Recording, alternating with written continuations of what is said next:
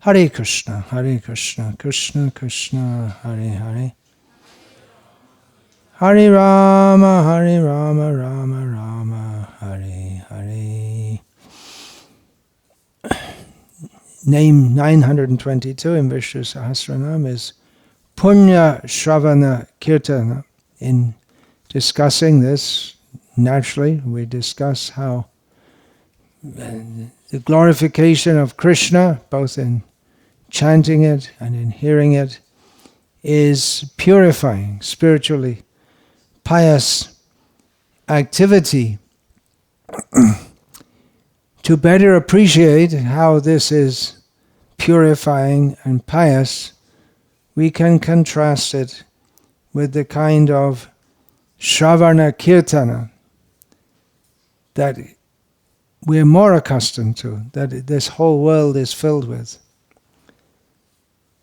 Shravan-kirtan means speaking or singing and hearing and thinking about it, becoming influenced or accepting it. Shravan, Manan, Nididhyasana. These are three terms from the, Brihadaranyaka?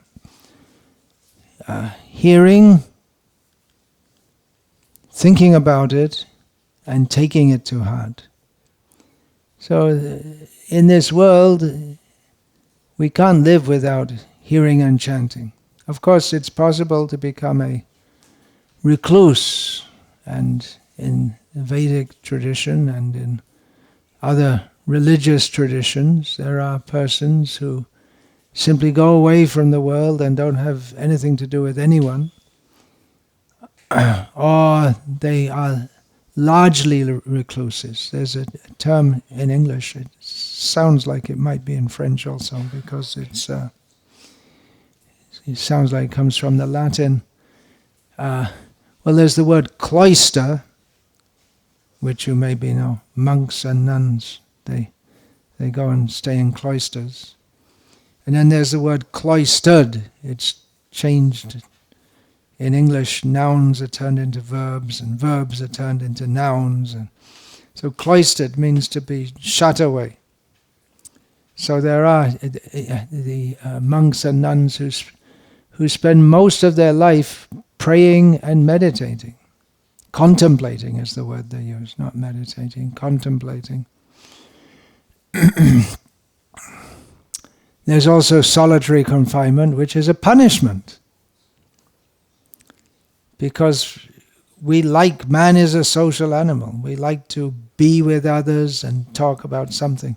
If we don't talk about topics related to Krishna, then we'll have to talk about topics which are not related to Krishna. And as hearing and chanting about Krishna is Punya-Shravana-kirtana, it's pious hearing and chanting. So others, they are Papa-Shravana-kirtana. It's impious. It binds us in this material world.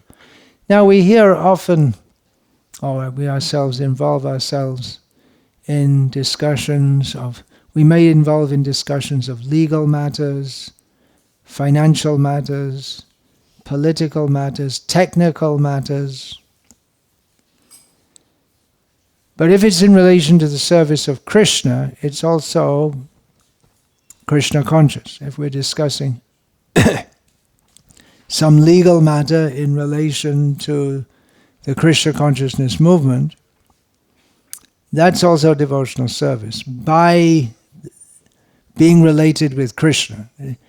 We have in the 9 processes of devotional service, hearing, chanting, remembering, Shravanam, Kirtanam, Vishnu Sahasranama.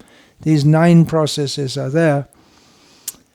And others, these are direct processes of devotional service.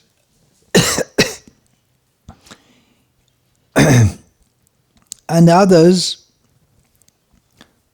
they're also directly devotional service if they are discussing legal matters, visiting a lawyer, considering which kind of cloth is best to purchase for the deities. We may say, well, looking at different clothes and the materials.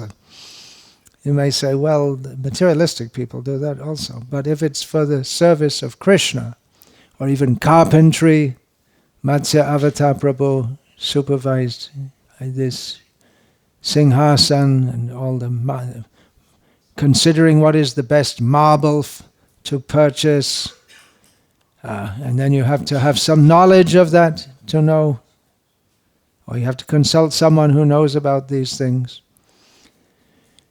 So it's mundane, but it's spiritualized, as much as iron put in a fire. It's iron, but it becomes just like fire if it's kept in a fire. It's if you touch it, it'll burn. If you touch it to some paper, the paper will catch on fire. It attains the quality of fire by being in association with fire. But then if you take it out of the fire, again it cools down and becomes an ordinary iron rod. Therefore we have to cultivate also directly hearing and chanting about Krishna, because if we glorify God, we become godly, and if we glorify rascals, we become a rascal. Shravidvarahushtrakarai sangstuta purusha pashaho nayat karna pato peta jatu nama gadagraja. If we glorify people, or exactly the verse says, the persons who are like dogs, hogs, camels and asses, glorify persons upon whose tongue never comes the name of Krishna. Become a dog or a hog. Of course there's also scope for appreciating a dog. We have in Chanakya, Niti, Chanakya has given some appreciation of a dog. Of course, that's very much part of Western culture to appreciate dogs. And definitely not part of Vedic culture. But Chanakya also quotes that, and Srila Prabhupada quoted it also. What is it? Things we can learn from a dog. One thing is very faithful to the master. Another is, as soon as he's awake, he's alert. Another is that he's content, whatever little he is, yadrichalabha santushtaha, the quality of a yogi, and given in Bhagavad Gita, whatever he gets, he's satisfied. Give him a little food, he's satisfied. So these are qualities of a dog which can be appreciated. But not that we become dog conscious. We have to become God conscious. And that is possible by glorifying Krishna and hearing glorification of Krishna. That is Punya-Shravana-kirtana. Why does that awaken Krishna consciousness? Well, psychologically we can say, just like we talk, if we talk about who the presidents of La France is Monsieur Macron. Is that how you pronounce it? Yeah. So there are plenty of people in France and even beyond France. What business do I have with Monsieur Macron, except I'm in this country at the present time? I've also heard his name. There are many people all over the world who are hearing and chanting about Monsieur Macron. But it won't last very long. Sometimes I ask, in India, I ask people, so you know who was Chandrasekhar? And then maybe 25 years ago, his name was all over the papers in India every day. He was the Prime Minister of India, but nowadays hardly anyone even remembers his name. There was another one, this from Karnataka, they only... what was his name? You also never probably heard of him. Gode? Devagowda.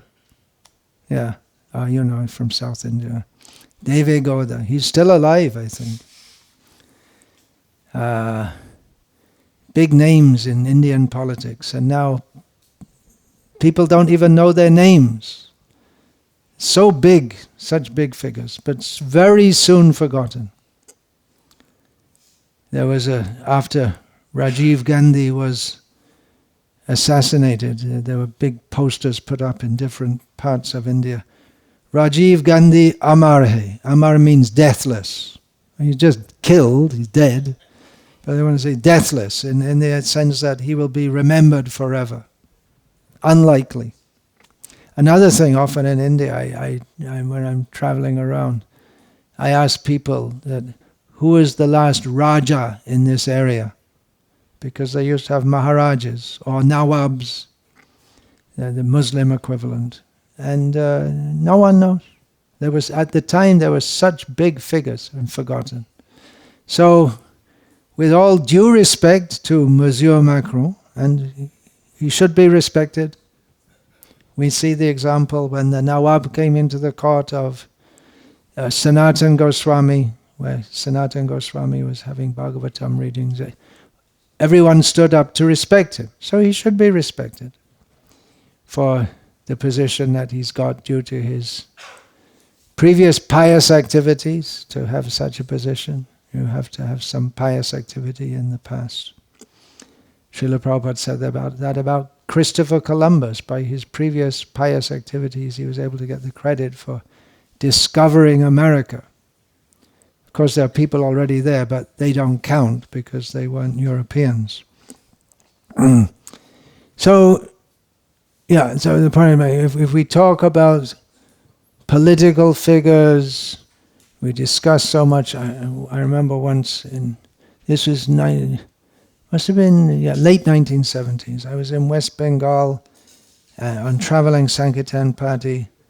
I became very sick, so I was left in the house of a life member to recover.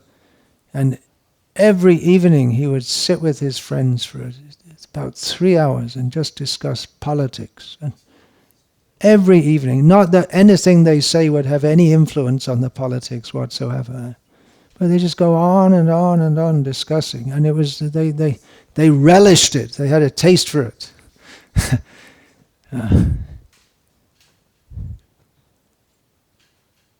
So that's one.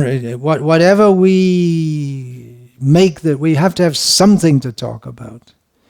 In England, the common subject of discussion, there's nothing to talk about. In particular, you talk about the weather, or it's a very nice day today. Or I just heard a joke yesterday from Scotland that I like the Scottish summer very much. It's the best day of the year. You don't get it. Well, it's British humor, I guess, different in France. It's English humor. Okay. Then one from Ireland. Now, are we veering into Prajalpa here? Maybe they'll like it if I tell the joke, but you're not really supposed to. Okay, I'll tell it. That if you don't like the weather in Ireland, don't worry.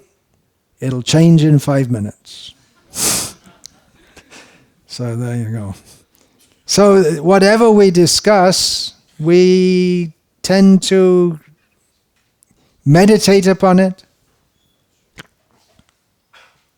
and internalize it, and it becomes a very big thing. I've seen even among devotees in America, mostly devotees in America are very politically conscious. We have Democrat devotees and Republican devotees, and they're really into it. There are not many who are neutral. I think they all should be neutral, because it's this flavor of cat and dog or that flavor of cat and dog, and there's pros and cons, you could say, but basically they're all demons. They become very excited. What's going to be in the election, and watching it very seriously to see who will win the election. They become absorbed in that. It's not very conducive for getting free from birth and death, what to speak of developing love of God. So whatever we think about, we become.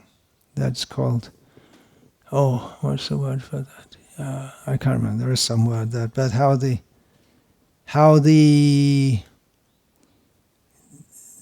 animal or the insect which is captured by another bigger insect, by meditating in fear on that insect, becomes that insect. He gets a form like that. We find in Bhagavatam and in Brahma Samhita that any way we hear and chant about Krishna, or meditate upon Krishna, that will bring us into Krishna consciousness. Kamsa was highly Krishna conscious. Even in his dreams he was thinking of Krishna spontaneously. But he's not a devotee. So does that count as Punya-Shravana-kirtana? What does it count as? Well, it's in one sense pious, because you're always thinking of Krishna. And he got a good result. He was killed by Krishna. So that's, for a demon, that's the best thing possible. Until Lord Chaitanya's Sankirtan movement comes. So, that's psychology, that by hearing and chanting about any topic we become absorbed in it. But there's another reason also. If we hear and chant about Krishna, Krishna becomes pleased and he gives his mercy to us. Krishna is so fond of his own glorification. Everyone likes to be glorified. Mostly, it's a tendency. If we're walking past and we hear someone say our name, what are they saying? Oh, what are they saying? We become interested. Krishna is so fond of his own glorification that he glorifies himself. That's not a good quality to glorify oneself, is it? We think that that's very egoistic. Yes, that's a fact. Krishna is the most egoistic person in the whole of existence. He says, surrender everything, just give up everything and fully give yourself to me. I am supreme. For anyone else except Krishna to say, I am supreme, is blasphemy. But when Krishna says it, it's just a fact. So we can say he's got the biggest ego of all. He's the biggest everything, including the biggest ego. But for him, it is appropriate. Because just as Jiva Swarup Hoy Krishna Nitya Das, the constitutional position of the Jiva is to be the servant of Krishna. So Krishna's constitutional position is to be the master of all living beings. So he is the best. If anyone else says, I am the best, he's simply an illusion. And Krishna needs to, because of his kindness to us, he needs to tell us that he is the best. He speaks in the Bhagavad Gita glorifying himself. All the Shastras, Vede Ramayana Chaiva, Purane Bharata Tata, Adavante Cha Madhya Cha, Hari Sarvatra Giyate. In all the Shastras, Vedas, Ramayana, Puranas, only Krishna, Hari, is glorified. And he arranges for himself to be glorified. He gives the process of devotional service, systematic process for glorifying him. He incites others to praise him by offering them boons. He incites others to serve him. If we want materialistic results, we can get by praising Krishna, by serving Krishna. If we want to be liberated from this material world, whatever we want, we can get from Krishna. He's a wish-fulfilling tree. But he arranges for his glorification so that we may be purified. As I was saying the other day, that's one reason why chanting of Vishnu Sahasranama is very popular even up to the present day among pious people. Most of them don't do so with the specific intention simply to glorify Krishna, but we think, well, we get so many good results from doing so. Well, it will mitigate inauspiciousness, everything will be good in this life and the next life. They're not pure devotees. Some of them are not devotees according to Rupa Goswami's definition at all. They're Mayavadis, but they chant because they have faith that by doing so, Vishnu will benefit them. So Krishna, he likes to be glorified. You may say, well, why? Why is he like that? Well, he is like that. It's also his compassion, because he knows we'll be benefited. And that tendency that comes to us also, because in material consciousness, we want to glorify ourselves. People engage in so many activities which are aimed at their own glorification. People dedicate themselves, they work so hard, they're very regulated and very disciplined in order to become the best athlete, the fastest runner, the fastest swimmer.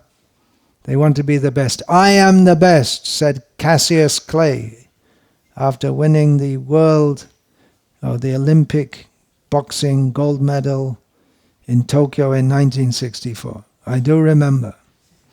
I am the best, he said.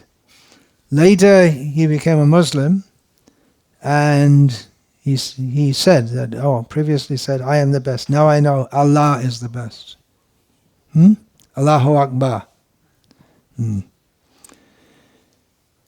But why go through so much training and discipline and just with the hope of becoming the best?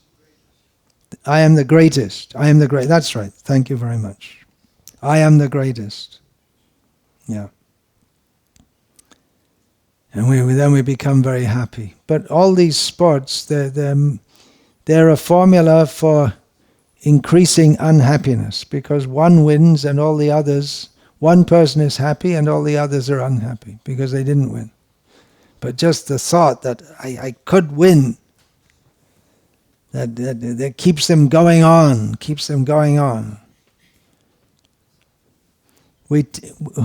We consider someone a friend, someone who praises us, and an enemy, someone who criticizes us. Although it may be the false friend, we call them fair weather friends. Maybe you have a saying in France. We must have something similar. Fair weather friends. As long as things are going on well, especially people who have a lot of money, they have many friends. And then when they lose all their money, they lose all their friends also, because they weren't friends at all. Someone who praises us is a friend. Someone who criticizes us, an enemy. That's not necessarily true. It may be around the other way. It may be a good friend is one who will criticize also. Actually, that's true for the Supreme Personality of Godhead. One who praises him is a devotee, and one who criticizes him is a demon, because he has no bad qualities. There's nothing to criticize. He should be praised. But fools like to be flattered, and they can be manipulated by flattery. And that's why they'll go to so much endeavor to be praised. They think this is something wonderful. Now I won the Nobel Prize. I won the 100-meter sprint competition. I won this gold medal and that gold medal. And so they like their name will be chanted here and there. It's imitation of God. The big leaders in the world, they take pleasure in their names being broadcast in the newspapers, in the radio. These are all out of date, newspapers and radios. But anyway, their names become widely heard and chanted. What's in a name? The saying is there. What's so great about a name? A rose would smell as sweet by any other name. It has its own quality, and we ascribe a name to it. Of course, that's different with Vishnu's names. We're discussing 1,000 names of Vishnu. They're not arbitrary names. Actually, in Sanskrit, no name or no word is arbitrary. It all has a meaning. And the meanings don't change. As the word for, or the words for tree in Sanskrit are the same as they were thousands of years ago, because it doesn't change as dialects evolve, because they're all derived from Sanskrit roots and they all have meanings. They're more than one word. The word vriksha means that which is suitable for cutting. It means a tree. Padapa means who drinks through his leg. It's a name for a tree. So it doesn't change. So Krishna's names, they all have meaning, and this Vishnu Sahasranama is discussed to bring out the meanings of the names so we can better appreciate those names. Srila Prabhupada explained that we can chant anything. We can chant Krishna, we can chant Coca-Cola, but we get bored by chanting Coca-Cola, Coca-Cola, Coca-Cola. There's no incentive to do so. We simply get bored. And it gives us no benefit. And we don't get Coca-Cola, which is probably a good thing anyway. But we don't get what we want simply by chanting a mundane... It doesn't manifest a mundane sound. If we can chant money, money, money, money, money, money, we can go on all day and night, but money doesn't come. In fact, it'd be better, if you want money, it'd be better not to chant money, money, money, and do something by which you can earn some money. But chanting Krishna, Krishna, Krishna, because Krishna's name is non-different. We can chant water, water, water, water. We'll get more thirsty, not less thirsty, by going on chanting and chanting and chanting. But if we chant the names of Krishna, because Krishna's names are non-different from him, then we get Krishna. Krishna nam hoite pabe Krishnera charan. We attain Krishna by chanting his names. So Punya-Shravana-kirtana, we should engage in the pious activities of hearing and chanting about Krishna, his names, his forms, his qualities, and passing. We have to talk about something. It may be...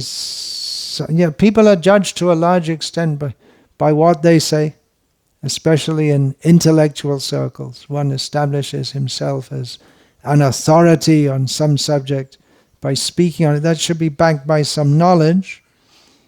Of course, nowadays it's coming to light more and more that in academia, in science particularly, a lot of the research is literally bogus. The scientists just make up the results, and who's going to check it? Because there are so many experiments going on, and they just make up something and then they get a prize, and it's just bogus. And only a certain percentage of them get found out. So a lot of what comes, even they make medical reports which are bogus, and then they produce some medicine, and when enough people have died from the so-called medicine, then they think, well, maybe it wasn't so good after all. But they want to say something, do something. Everyone has to make their point by speaking or singing. That's another big thing, isn't it? Music, singing. Srila Prabhupada was astonished that singers, musicians were given so much importance. The Beatles, he met the Beatles. So much importance was given. What? They're just singers. They sing something. There's not some nonsense thing, and it may sound very meaningful. Love, love, love. All you need is love. It's not the most developed philosophical understanding, especially if you consider that love in human society is not much more developed than that cats and dogs have among themselves. You have to say something, and people make their whole careers on speaking or singing, a comedian, politicians make their careers. If you may have very good ideas what to do, but you have to be a good orator, and you have to be good looking, because people don't vote for you. There's not a qualification to be a politician, shouldn't be, but if you're good looking, you have a better chance of being voted in. And if you can speak in a way which sounds very convincing, it may be all nonsense, but it's very convincing. That's this. Up to the present day, people at least in the English-speaking world, they're fascinated by the personality of Adolf Hitler. And his speaking, he was a very gifted motivational speaker. He motivated, he galvanized, brought people together, got them united, got them to do what he wanted, convinced them that what he said was right. It sounded to literally millions of people that what he said was right on. He was taking amphetamines. Yeah, but it's not that everyone who takes amphetamines is a gifted speaker or a charismatic leader.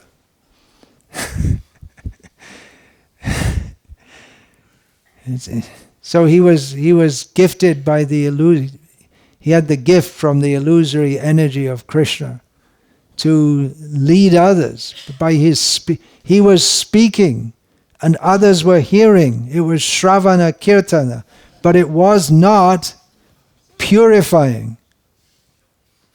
It was very demoniac. But people think he was right.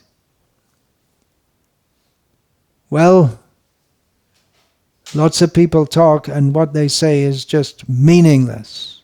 So maybe that's better than being a demoniac motivational speaker.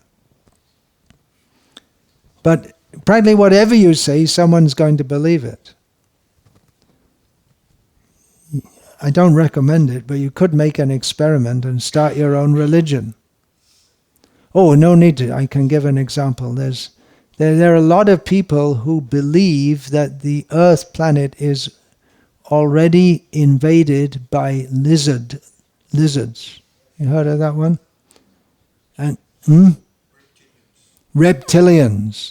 There was a movie, I don't know, some 30 years ago or so, called E.T., and I guess that I didn't see it, but I saw the posters for it everywhere. And many people believe, maybe some of you here believe it, I don't know, maybe I'll get shot for saying this, but it seems to me like an exceptionally stupid idea that reptilian beings have invaded the earth and they're already infiltrating human society. It seems to me to be the kind of thing that you could make a cartoon out of, or a comedy, but many people seriously believe it. So whatever you say, someone's going to believe it. And maybe many people will believe it. That's the big lie, right? If you tell a little lie, people will doubt it. But if you make a big lie, people think, well, you couldn't lie about a thing like that. It must be true.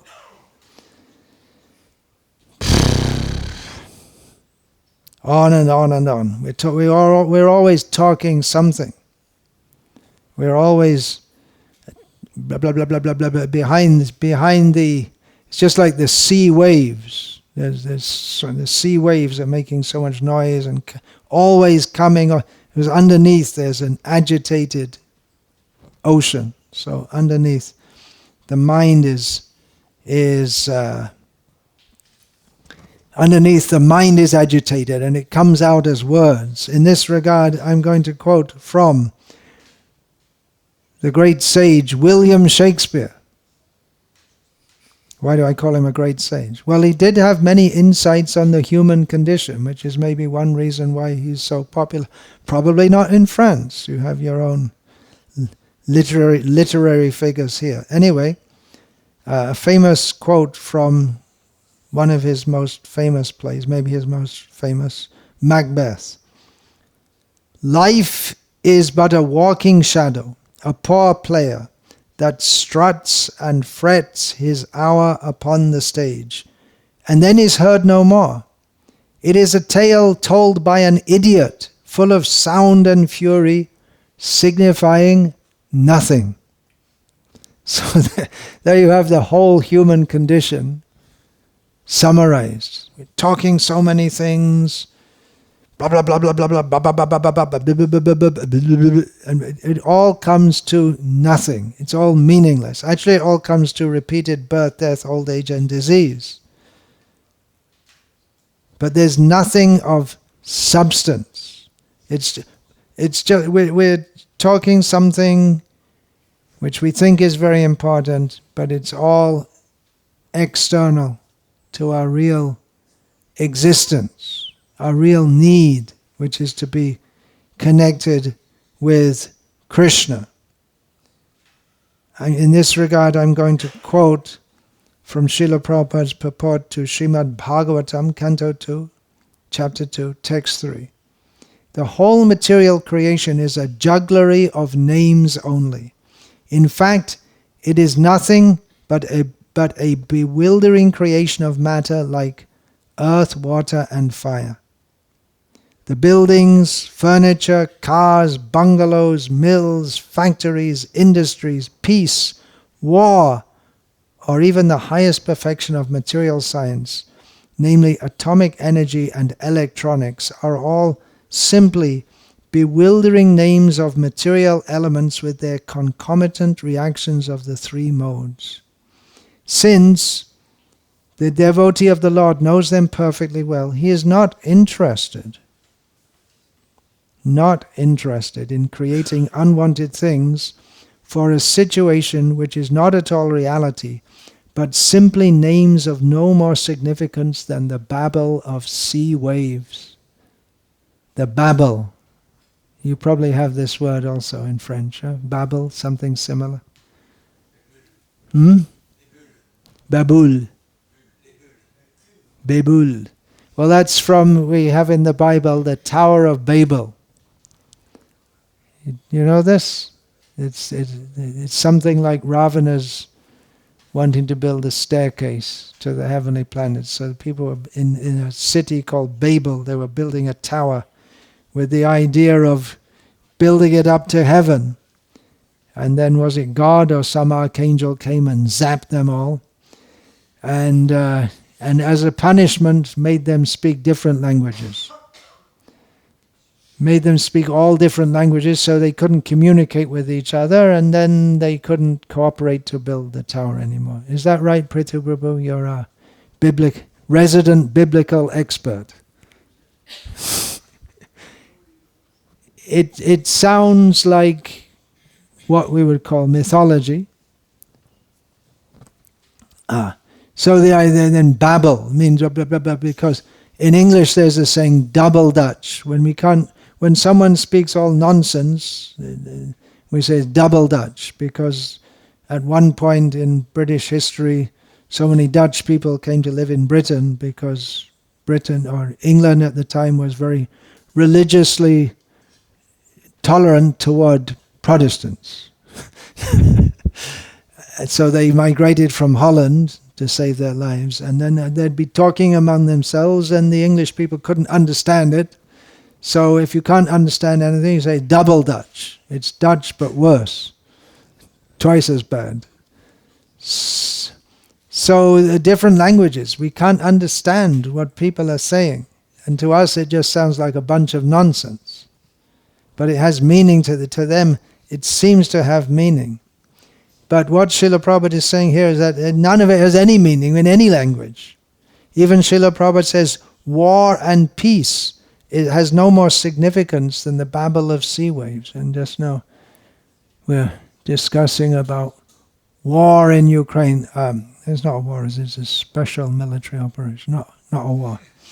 Right? You see, words are so powerful by manipulation of words. I'm not beating you, I'm just moving a stick up and down very vigorously, and your body happens to be in the way. Misuse of words. So even war it has no ultimate significance. And I say, well, people are getting killed.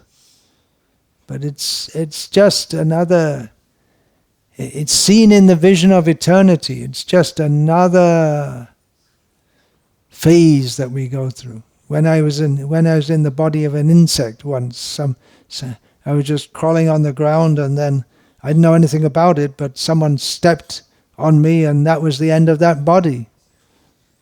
And the human didn't even know, and even if he knew, he wouldn't care. Just one life has ended like that. So it's another life has come to an end. Of course, human life is very valuable, but if we're misusing it, then our life is no better than that of an insect.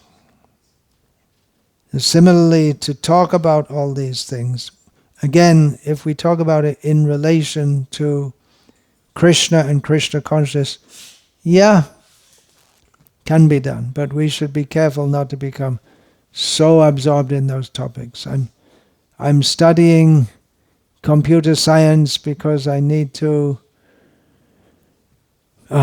maintain a family. I have to do something. So, well, that's the kind of thing where you have to be absorbed, and you have to keep on many topics. We have to keep on updating our knowledge. If we study medicine, it's a very big thing to become a doctor. We have to study several years intensely, but you have to go on throughout your life updating your knowledge, because medical science is always developing.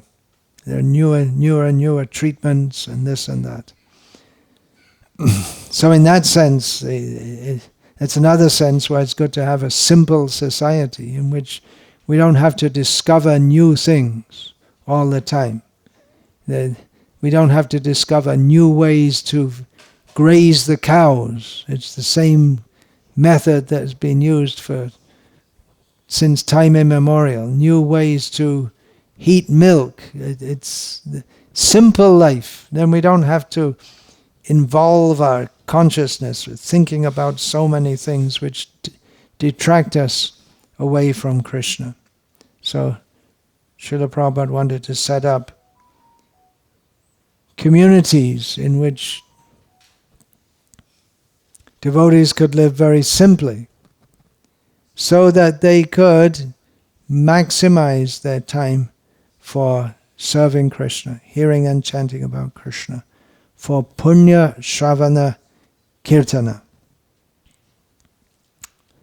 I'll finish there. I still have quite a bit more to do on this, but I'll leave that for another session. So today was a discussion more about Papa-Shravana-kirtana than Punya-Shravana-kirtana, just to see the context of how it is so much more valuable to engage in Punya-Shravana-kirtana, talking up and discussing Krishna, than engaging in the kind of hearing and chanting that will distract us from the real goal of life, which is hearing and chanting about Krishna. Hearing and chanting about Krishna is the means to satisfy Krishna, to become Krishna conscious. And when we are Krishna conscious, then naturally we will glorify Krishna. And we have so many prayers in the Bhagavatam. Devotees spontaneously start glorifying Krishna. They don't have to have a fixed schedule, but they do so. Fixed schedule, morning class, all these things, but they do so spontaneously, automatically. Hare Krishna. I'll finish there. All glories to His Divine Grace, Srila Prabhupada.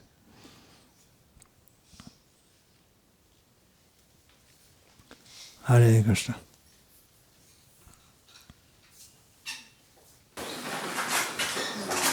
There's a very nice report. The National Health Service in England gave a very encouraging report to us recently. It says, we're working on it, but we have a big problem. You might not be able to receive treatment. We're doing our best because the number of people, percentage, not quantity, of people with chronic diseases is increasing rapidly in England. And people kind of buy it, well, they're helping us. But the percentage is increasing, not the numbers itself. Amazing. With all of that so-called Advance, yeah. I read recently in an unpublished manuscript by Tejas Prabhu, our godbrother, analyzing how modern medicine hasn't helped people actually at all. And in terms of disease, there's as much disease, if not more, as there's ever been. And he was saying like all these vaccines were made for tuberculosis and everything. By the time they discovered the vaccine, anyway, the epidemic was dying out by itself anyway. So, anyway. You all got vaccinated, I hope. You didn't get vaccinated? I in a class in Salem said to all my assembled disciples, you must get vaccinated. I told them all. And I told them, what is that vaccine? Hare Krishna, Krishna Krishna, Hare Hare. Hare Rama, Rama Rama, Hare Hare. Best vaccination against birth and death. No, I got vaccinated. I have a certificate to show I'm vaccinated. Government of India